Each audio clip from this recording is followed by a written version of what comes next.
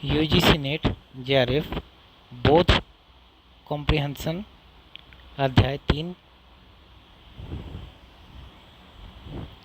बोध कॉम्प्रिहेंशन सीखने के उद्देश्य। पहला है अध्ययन बोध का परिचय, समाधान दिशा निर्देश, अध्ययन बोध में संभावित प्रश्नों की मुख्य श्रेणियाँ और लेखक की राय एवं मनोवृत्ति। पांचवा गद्यांश तथा उससे संबंधित प्रश्न।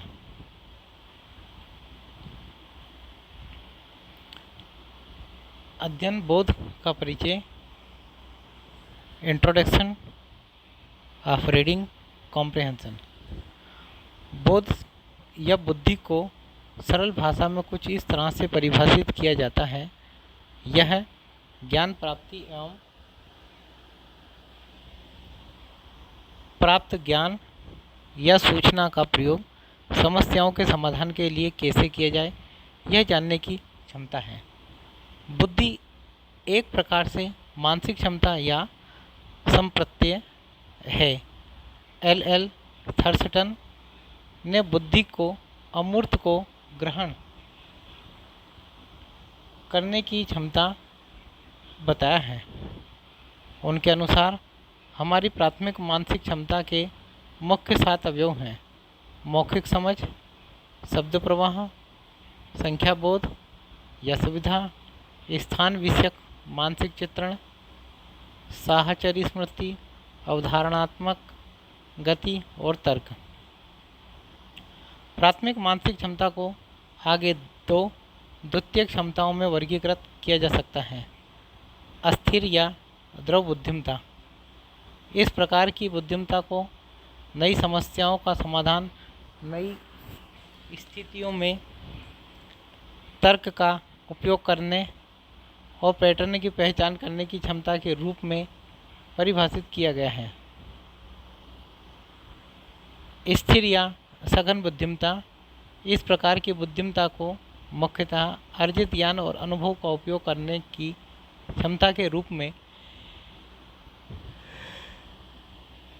परिभाषित किया गया है। जब शिक्षक कक्षा में विद्यार्थियों को शिक्षा दे रहा है तो वह अपने अर्जित ज्ञान और अनुभव का उपयोग कर रहा होता है। अगर आप एक नई भाषा सीख रहे हैं तो आप नई शब्दावली के शब्दों को याद करते हैं और समय के साथ अपनी शब्दावली में वृद्धि भी करते हैं, जो कि सघन बुद्धिमत्ता का अंश बन जाता है। रेन और मार्टिन के अनुसार अध्ययन बोध को एक परिच्छेद या गद्यांश के रूप में परिभाषित किया जा सकता है, जिस पर आधारित कुछ प्रश्न होते हैं जो कि विद्यार्थी की पाठ्य सामग्री और उसका अर्थ समझने की क्षमता का परीक्षण करते हैं। सरल शब्दों में कहा जाए तो अध्ययन और बोध विद्यार्थी ने जो पठन किया है उसके प्राप्त करने की क्षमता का परीक्षण करता है। हम यह कह सकते हैं कि अध्ययन बोध से हमारी पाठ्य सामग्री एवं मुख्य विचारों को समझने की क्षमता का पता चलता है, ताकि हम अध्ययन बोध के अवतरण को पढ़कर कुछ प्रश्नों के उत्तर दे पाएँ। इससे हमारी बुद्धि का विकास भी होता है। इससे विद्यार्थी के शब्दावली ज्ञान का भी पता चलता है। इसके लिए विद्यार्थी के पास पठन कौशल, परिच्छेद में दिए मुख्य विचारों में संबंध स्थापित करने और निष्कर्ष निकालने की क्षमता होनी चाहिए। फिर इन सब पर आधारित समझ के आधार पर वह प्रश्नों के उत्तर देने की स्थिति में होता है। वैसे तो नेट परीक्षा के उम्मीदवारों के पास प्रश्नों के उत्तर देने के पर्याप्त विकल्प होते हैं, परंतु अध्ययन बोध के अंतर्गत आने वाले प्रश्नों की विशेष तैयारी की आवश्यकता नहीं होती। केवल कुछ ही गद्यांश के अभ्यास से उसमें आत्मविश्वास उत्पन्न हो जाता है। आवश्यकता केवल कुछ नियमों को ध्यान में रखने की है। प्रत्येक अध्ययन बोध में गद्यांश के बाद दिए गए 5 या 6 प्रश्नों का उत्तर देना होता है। समाधान दिशा निर्देश, सॉल्यूशन गाइडलाइंस। अधोलिखित अनुच्छेदों में अध्ययन बोध पर आधारित प्रश्नों का उत्तर देने के लिए कुछ दिशा निर्देशों का वर्णन किया गया है। पहला, मौलिक विचारों की पहचान। अध्ययन बोध में सदैव ही कुछ ऐसे वाक्य होते हैं जो विचारों के प्रवाह को निर्धारित कर रहे होते हैं। नेट परीक्षार्थियों को उनकी पहचान करना आवश्यक होता है। एक सामान्य विचार प्राप्त करने के लिए पठन सामग्री को पहले शीघ्रता से पढ़ा जाना चाहिए या फिर से थोड़ा धीरे धीरे पढ़ा जाना चाहिए ताकि उसके विस्तार रूप को समझा जा सके। मुख्य विचारों को रेखांकित भी किया जा सकता है। गद्यांश को संक्षिप्त करना। जैसे जैसे हम गद्यांश को पढ़ते हैं वैसे वैसे इसके मुख्य विचारों को संबंधित करने की क्षमता को विकसित किए जाने की आवश्यकता होती है। इससे अध्ययन बोध के समग्र विचार को समझने में सहायता मिलती है। कुछ परीक्षार्थी प्रश्नों को पढ़ते हैं फिर गद्यांश पर जाते हैं, पर ऐसा करने से दुविधा भी पैदा हो सकती है एवं समय भी नष्ट हो सकता है। ऐसा केवल बीच में कभी कभार किया जा सकता है। वाक्य कड़ी का निर्धारण करना। साधारणतः एक गद्यांश के भीतर वाक्य प्रत्यक्ष या आसानी से जुड़े हुए होते हैं। अभ्यास से इस तरह की कड़ी की पहचान करने से प्रमुख विचारों को याद रखने में सहायता मिलती है। स्वयं से पूछताछ। जब भी संदेश की स्थिति हो, परीक्षार्थियों को स्वयं से प्रश्न करना चाहिए। उदाहरण के लिए, लेखक ने ऐसा उदाहरण क्यों दिया? क्यों इस उदाहरण का उल्लेख किया गया है? दूसरे गद्यांश का उल्लेख क्या है? यह एक प्रतिबिंब की भांति मुख्य विचारों के बारे में गहरा परिप्रेक्ष्य विकसित करने में सहायता करता है। यदि अध्ययन बोध में एक से ज़्यादा परिच्छेद हों तो स्वयं द्वारा निर्धारित समय को उनके आकार के अनुसार विभाजित करना चाहिए। अनुच्छेद को ना तो बहुत तीव्रता से और ना ही बहुत धीमी गति से पढ़ना चाहिए। गति उतनी होनी चाहिए ताकि हम एक पठन सामग्री, लेखक का लहजा, संदर्भ, विचार एवं उनके परस्पर संबंध, लक्षित पाठक आदि के बारे में सामान्य बूझ विकसित कर सकें। यह महत्वपूर्ण है कि हम भावार्थ को समझने एवं तथ्यात्मक जानकारी जैसे कि तिथि, व्यक्ति एवं स्थान, नाम का भी ध्यान रखें। 8वां, बेहतर है कि जब हम प्रश्नों के उत्तर देना आरंभ करें तो परिच्छेद को दोबारा ना देखें। यदि कोई प्रश्न कठिन लगे तो उसका उत्तर ना दें। उम्मीदवार वह ध्यान में रखें कि नेट परीक्षा में उत्तरित 50 प्रश्नों का संज्ञान ही लिया जाता है। हमें इस बात का ध्यान रखना चाहिए कि हमारे स्वयं के विचार महत्व नहीं रखते। हमें केवल लेखक के विचार और तथ्यों को समझना है एवं उसी के अनुसार उत्तर देना है। अध्ययन बोध में संभावित प्रश्नों की मुख्य श्रेणियाँ। अध्ययन बोध प्रश्नों को निम्नलिखित श्रेणियों में वर्गीकृत किया जा सकता है। मुख्य विषय या केंद्रीय विचार, मेन थीम और सेंट्रल आइडिया। इस प्रकार के प्रश्न पूरे गद्यांश के बोध पर आधारित होते हैं। यह लेखक के उद्देश्य को प्रतिबिंबित करते हैं। इन प्रश्नों से इस बात का बोध होता है कि पाठक किस सीमा तक विषय वस्तु को समझ पाया है। समाधान दृष्टिकोण। सामान्यतः इस प्रकार के प्रश्न का उत्तर अध्ययन बोध के परिचयात्मक या समापन गद्यांश में मिल जाता है। इसलिए पहले या आखिरी गद्यांश का त्वरित अध्ययन उपयोगी होता है। उदाहरणार्थ, पहला, निम्नलिखित विकल्पों कथनों में से कौन सा गद्यांश सर्वश्रेष्ठ रूप में प्रतिबिंबित करता है? दूसरा, निम्नलिखित में से कौन सा वाक्य मुख्य विचार को प्रतिबिंबित करता है या दर्शाता है। इसके लिए एकल शब्दों और वाक्यांशों का संज्ञान लेना आवश्यक है, क्योंकि ये एक गद्यांश के भीतर विचारों के बीच संबंधों को समझने में सहायक होते हैं। कारण और प्रभाव के शब्द, परिणाम स्वरूप, इसलिए, इत्यादि। समग्र शब्द, एक, इस बीच, पहले ही। विपरीतार्थ शब्द, इसके विपरीत, उल्टे। संयोजन शब्द, इसके अलावा भी, परिणाम स्वरूप। बलपूर्वक शब्द, अधिक महत्वपूर्ण है, याद रखें। लेखक की राय और मनोवृत्ति। इस तरह के प्रश्न लेखक पर आधारित होते हैं। इनका स्पष्ट रूप से उल्लेख नहीं होता है। इनका अर्थ मुख्य वाक्यों से निकालना पड़ता है। इस प्रकार के प्रश्न इस प्रकार से गढ़े जाते हैं ताकि यह पता चल सके कि पाठक लेखक की मनोवृत्ति, ज्ञान, लेखन शैली, पदावली आदि का विश्लेषण करने की क्षमता रखता है या नहीं। इसके लिए पाठक की लेखक के साथ सहानुभूति होना अनिवार्य है। समाधान दृष्टिकोण, सॉल्यूशन अप्रोच। इसके लिए नेट परीक्षा के उम्मीदवार को लेखन शैली और वाक्यों पर ध्यान केंद्रित करना चाहिए, जो कि गद्यांश के लेखक के लहजे को जानने के लिए आवश्यक है। यदि गद्यांश का कोई भाग प्रश्न के रूप में ही हो तो परिणाम स्वरूप उसके तर्क पक्ष पर विशेष ध्यान देना चाहिए।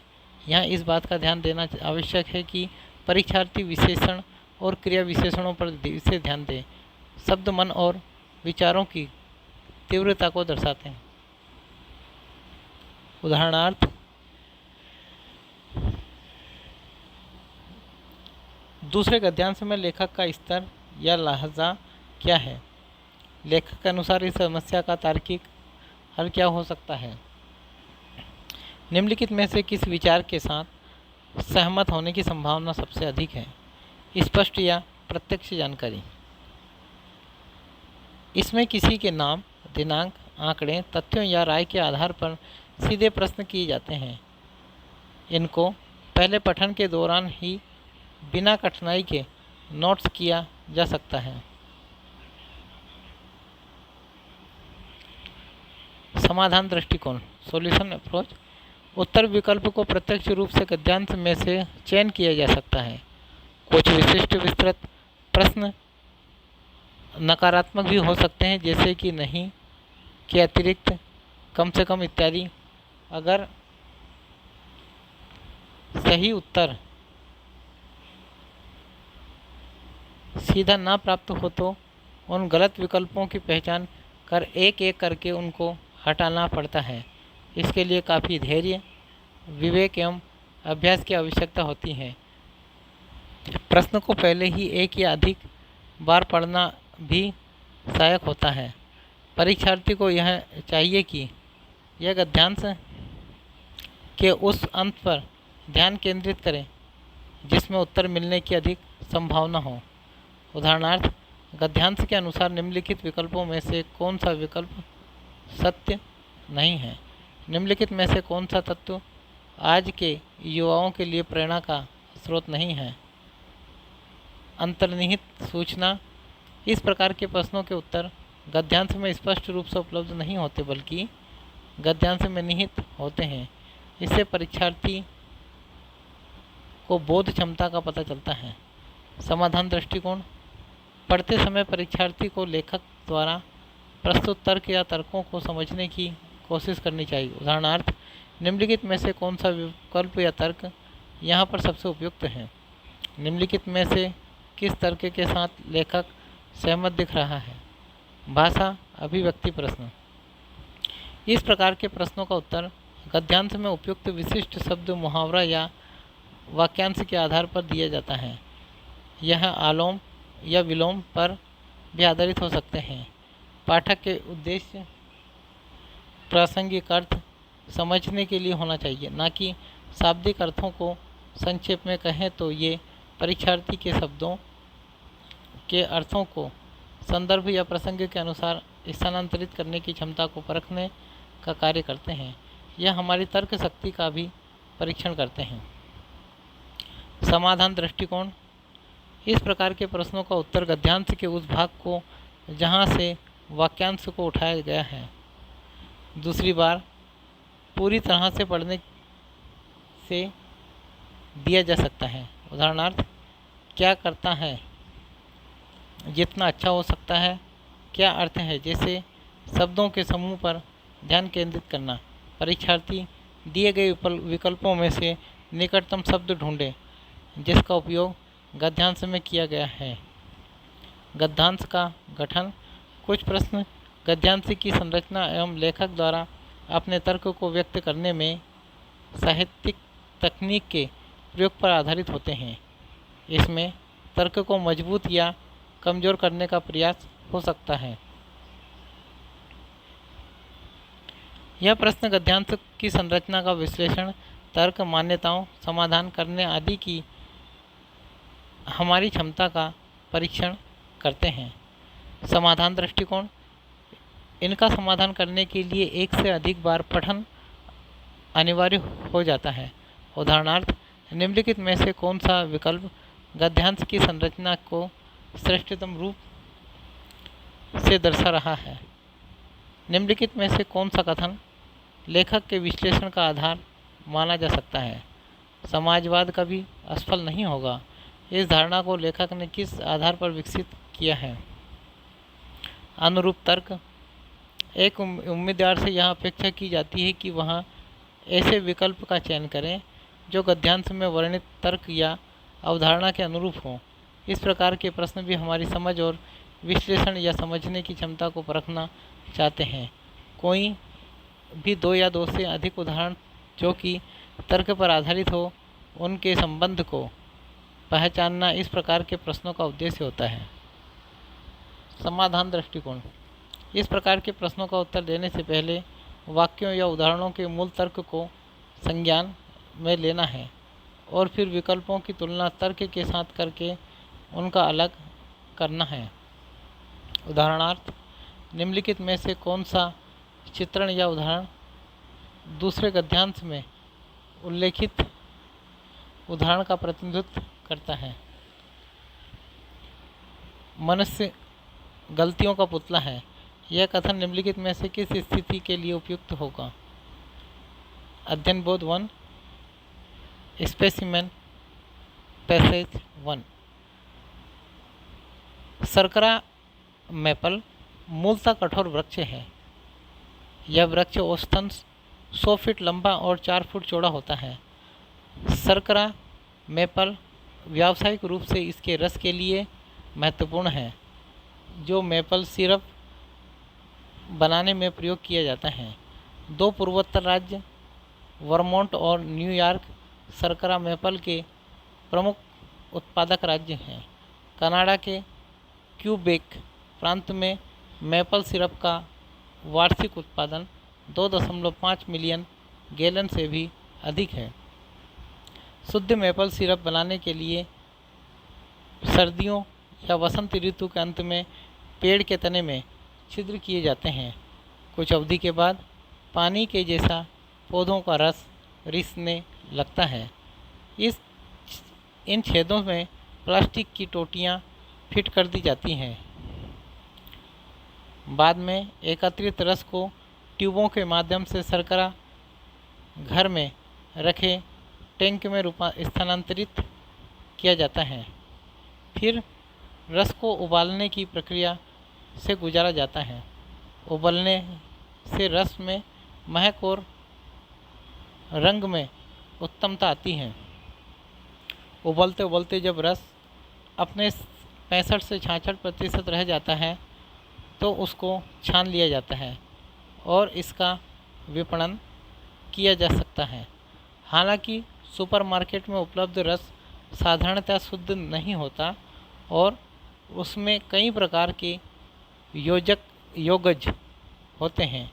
शुद्ध मैपल का रंग सुनहरी शहद से हल्के भूरे रंग के बीच कुछ भी हो सकता है। 1 गैलन शुद्ध मेपल रस का उत्पादन करने के लिए 35 से 50 गैलन रस की आवश्यकता होती है। मेपल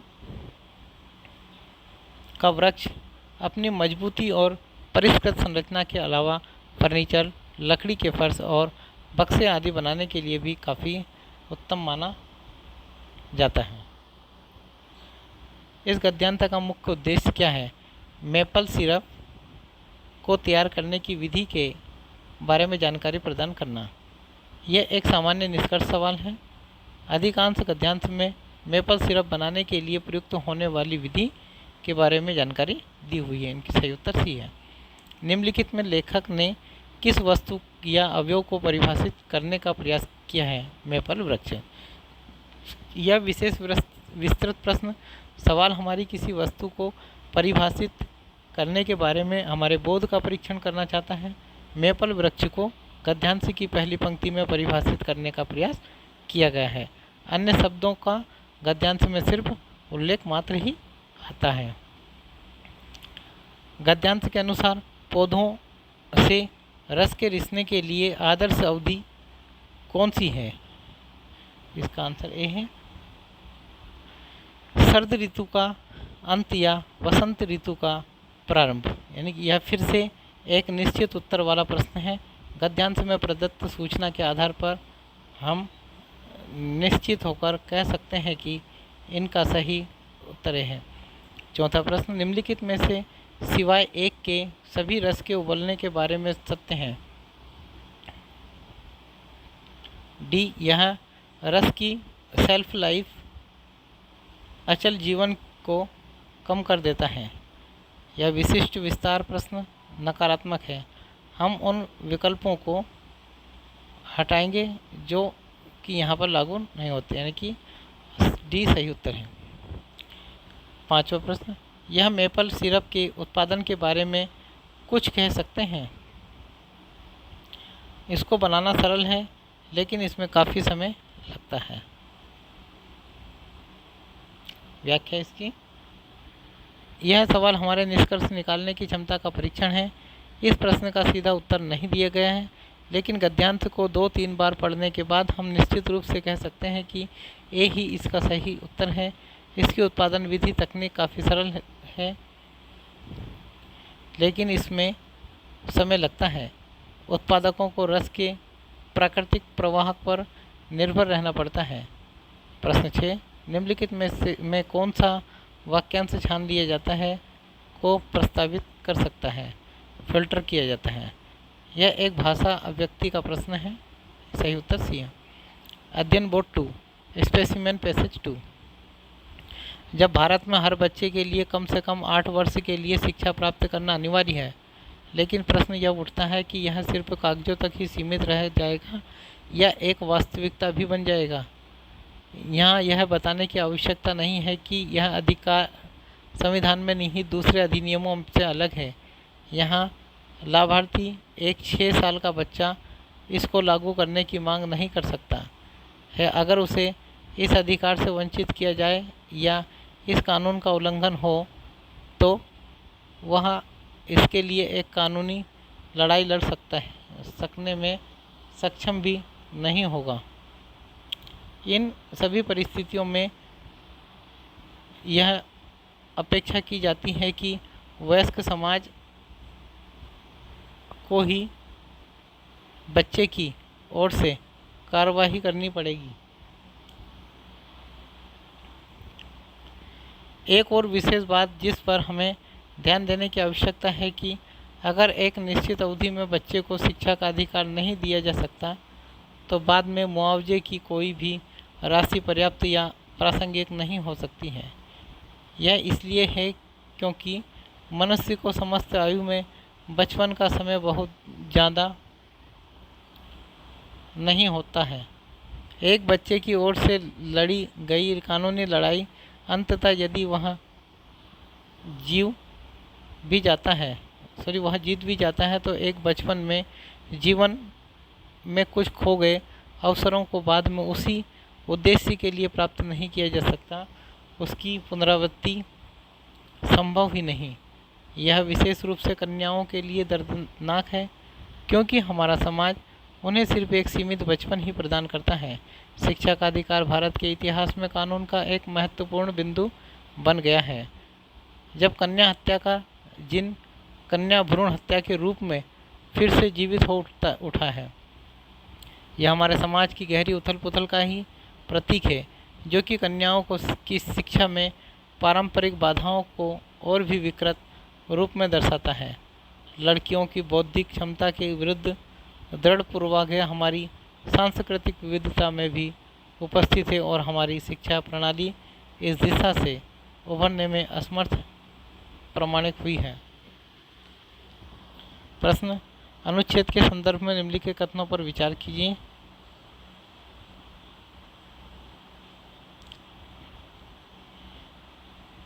पहला, जब बच्चों की शिक्षा से वंचित किया जाता है, वयस्क समाज उनकी ओर से ठोस कदम नहीं उठा पाता है। दूसरा, एक कानून के रूप में शिक्षा के अधिकार को देश में कार्यान्वित नहीं किया जा सका। एक और दोनों सही हैं। बी,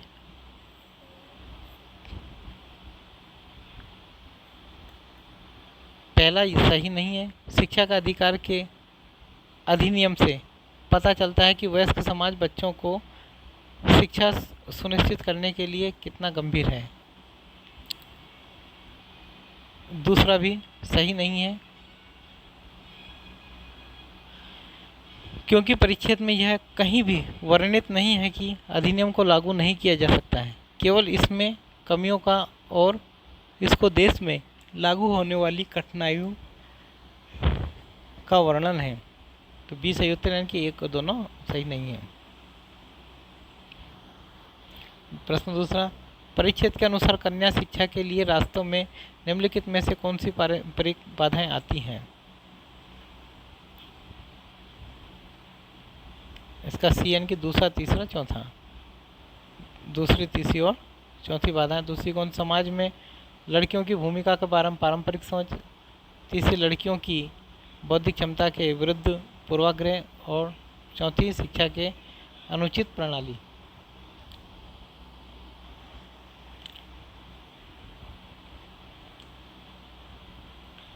प्रश्न तीसरा, जब एक बच्चे को शिक्षा के अधिकार से वंचित किया जाता है तो बाद में दिया गया कोई भी मुआवजा पर्याप्त या प्रासंगिक नहीं हो सकता है। यह तथ्य परीक्षित वाक्य से परिलक्षित होता है।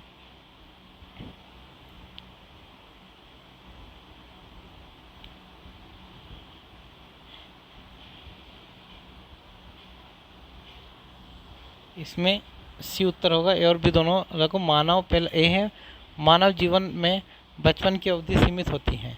बी, बचपन में यदि शिक्षित होने का अवसर गंवा बैठे तो शेष जीवन काल में क्षतिपूर्ति संभव नहीं। चौथा, अभिव्यक्ति गहरी उथल पुथल का ही प्रतीक क्या दर्शाती है? ये समाज में लड़कियों के लिए उचित शिक्षा का अभाव। गद्यांश के दूसरे भाग में कन्याओं की शिक्षा का उल्लेख है, अतः ये सही उत्तर है। प्रश्न पांचवा, निम्न में से कौन सा वक्तव्य गद्यांश में निहित संदेशों को दर्शाता है? का सही उत्तर सी, शिक्षा के अधिकार को कन्याओं के लिए विशेष रूप से लागू करने की आवश्यकता है, यानी कि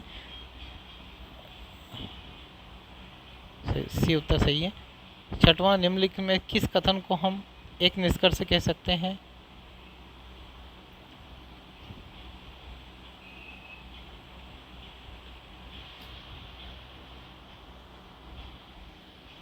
तो इसको विकल्प एक का प्रत्यक्ष रूप से उल्लेख किया गया है, इसको हम निष्कर्ष नहीं कह सके, यानी कि समाज का कन्याओं को बौद्धिक क्षमता के विरुद्ध एक दृढ़ पूर्वाग्रह ये नहीं है। बी, दो गद्यांश के अंतर्गत हम इस निष्कर्ष पर सरलता से पहुंच सकते हैं, यानी कि बी के संभावित बताया है।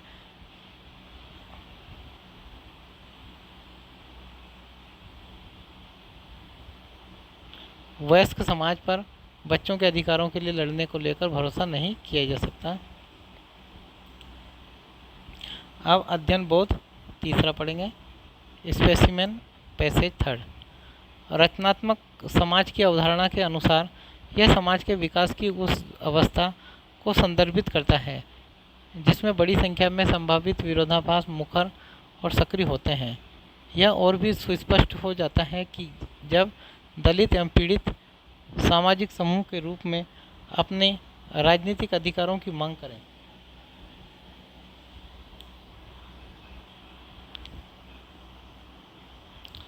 किसानों और जनजातियों की उत्थान की भावना, क्षेत्रीय स्वायत्तता और आत्मनिर्णय के अधिकार की मांग, पर्यावरण की रक्षा के लिए आंदोलन और विकासशील देशों में महिलाओं के उत्थान के लिए आंदोलन, यह सब समकालीन समय में रचनात्मक समाज के उद्भव के संकेत हैं।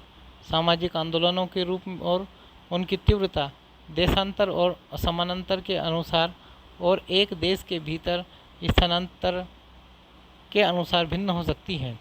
एक देश के विभिन्न क्षेत्रों में सामाजिक रूपांतर के लिए आंदोलनों की उपस्थिति एक रचनात्मक समाज का उद्भव इंगित करती है।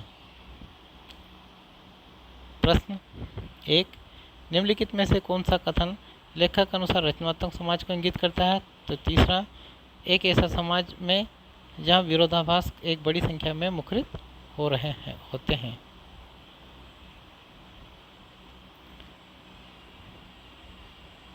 और चौथा, एक ऐसे समाज में जहां दलित और शोषित वर्ग अपने मानव अधिकारों को और उत्थानों के प्रति सचेत हो जाते हैं। तीसरा और चौथा दोनों। व्याख्या, विकल्प रचनात्मक का सिर्फ शाब्दिक अर्थ लेना है जो कि गद्यांश के प्रसंग में उपयुक्त नहीं है।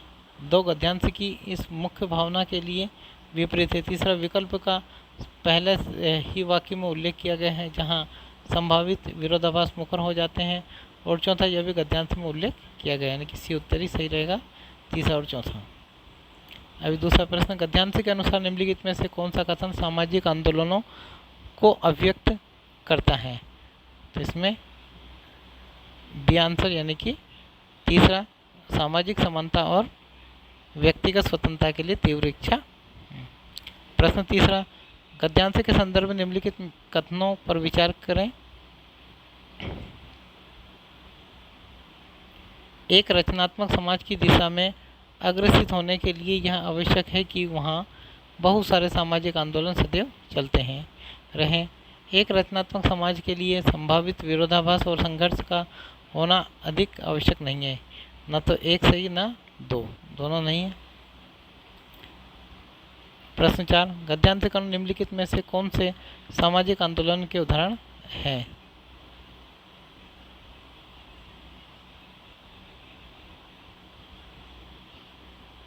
इसका डी उत्तर सही है, डी यानी कि सभी। किसानों और जनजातियों के उत्थान की लहर, क्षेत्रीय स्वायत्तता और आत्मनिर्णय के लिए आंदोलन, और पर्यावरण आंदोलन और महिला आंदोलन। पांचवा प्रश्न, निम्नलिखित में से किसको आंदोलनों के विभिन्न सामाजिक उद्देश्य के लिए के सबसे उपयुक्त रूप में वर्णित किया जा सकता है? बी उत्तर, दूसरा और तीसरा, यानी कि अधिकार प्राप्त करने के लिए और सामाजिक परिवर्तन के लिए। प्रश्न छठा, निम्नलिखित में से किसको गद्यांश के सबसे उपयुक्त शीर्षक के रूप में माना जा सकता है? ए, बी या सी? इसमें व्याख्या, रचनात्मक समाज और सामाजिक आंदोलन। सामाजिक आंदोलन रचनात्मक समाज की पहली शर्त। सी, सामाजिक आंदोलन उपरोक्त में से कोई नहीं।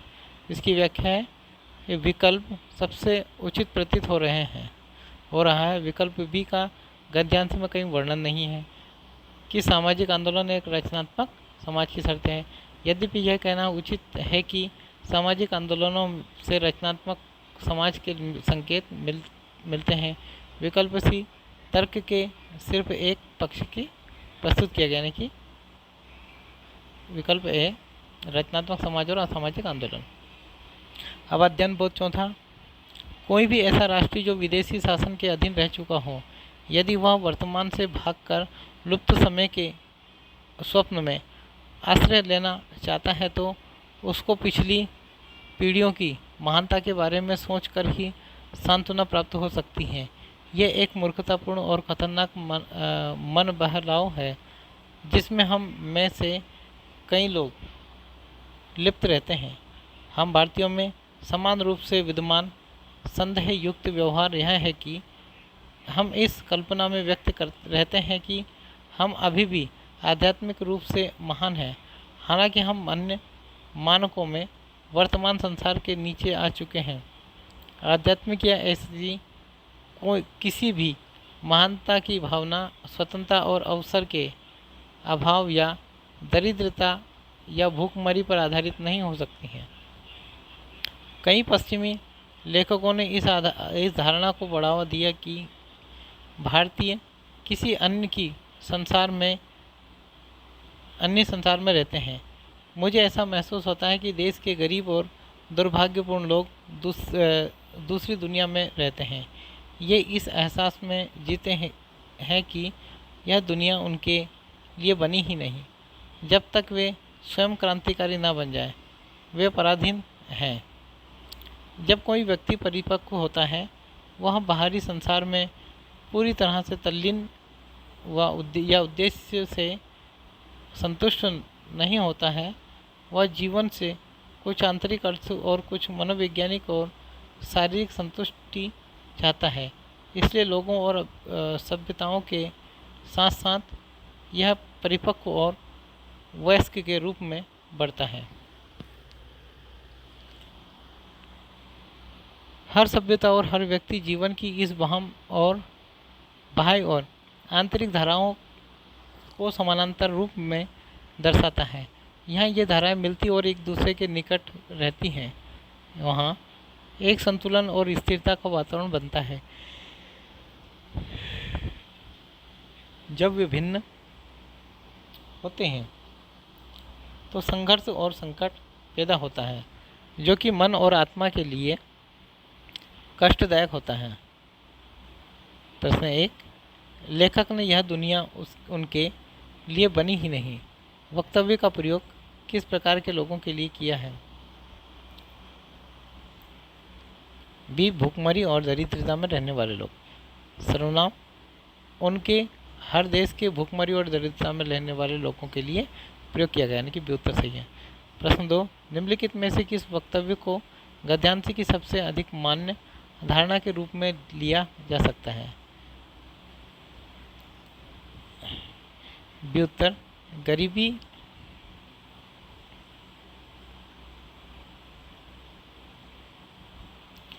गरीबी वांछित लक्ष्य प्राप्ति में एक बाधा है। प्रश्न 3, निम्नलिखित में से किसको गद्यांश का मुख्य विषय माना जा सकता है?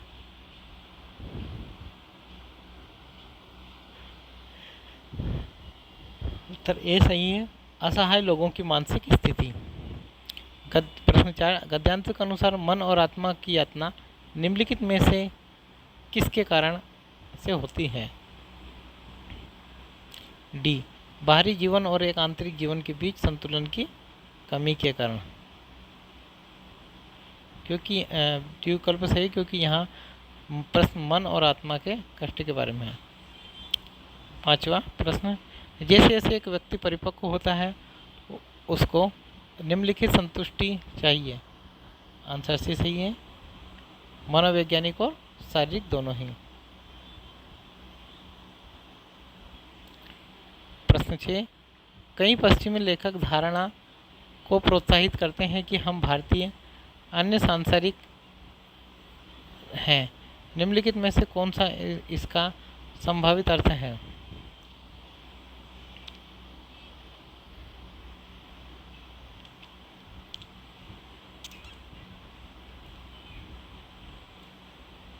ये सही उत्तर है, वे अभी भी अतीत महानता में जी रहे हैं और वर्तमान संसार की वास्तविकताओं के साथ संपर्क में नहीं है। अध्ययन बोध 5, पारिस्थितिकी तंत्र लोगों को विभिन्न वस्तुएं और सेवाएं जैसे भोजन, स्वच्छ पानी, स्वच्छ हवा, बाढ़ नियंत्रण, मिट्टी स्थिरीकरण, परागण प्रक्रिया में सहायता, जलवायु विनियमन, आध्यात्मिक पूर्ति और सौंदर्य भोग इत्यादि प्रदान करता है।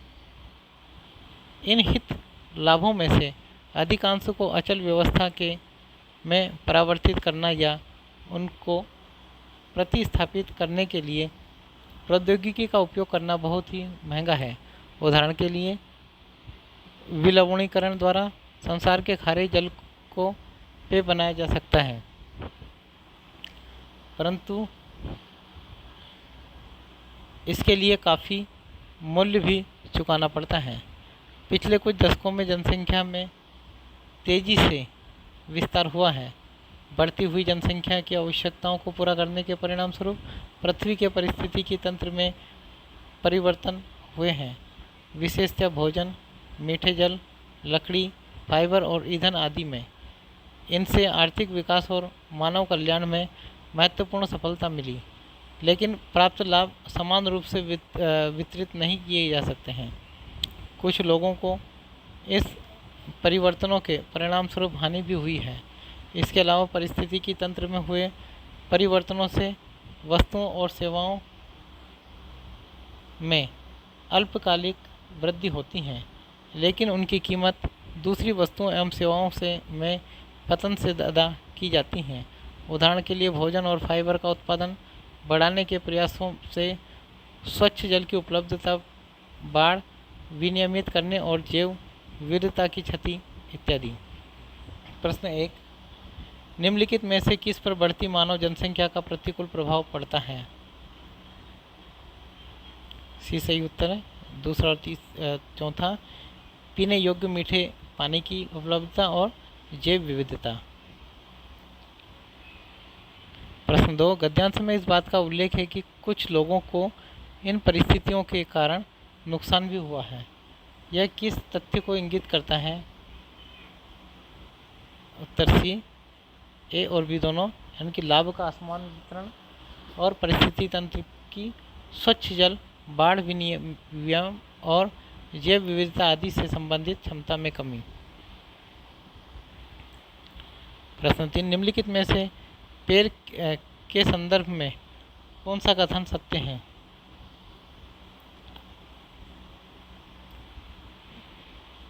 ए, जनसंख्या का तेजी से विस्तार हुआ जिससे कुछ लोग प्रतिकूल रूप से प्रभावित हुए हैं। ये सही उत्तर है। चौथा, गद्यांश के संदर्भ में निम्नलिखित कथनों पर विचार कीजिए। इसमें केवल दूसरा सही है। प्रौद्योगिकी से कभी भी हम पारिस्थितिक तंत्र द्वारा प्रदत्त वस्तुओं एवं सेवाओं को प्रतिस्थापित नहीं कर सकते हैं। प्रश्न 5, गद्यांश के अनुसार निम्नलिखित में से पृथ्वी के पारिस्थितिकी तंत्र में संशोधन का मुख्य कारण कौन सा है? बी सही उत्तर है, जनसंख्या वृद्धि। और प्रश्न 6, निम्नलिखित में से कौन सा गद्यांश का सबसे उपयुक्त शीर्षक माना जा सकता है? इसमें ए सही उत्तर है, हमारे पारिस्थितिकी तंत्र का संशोधन।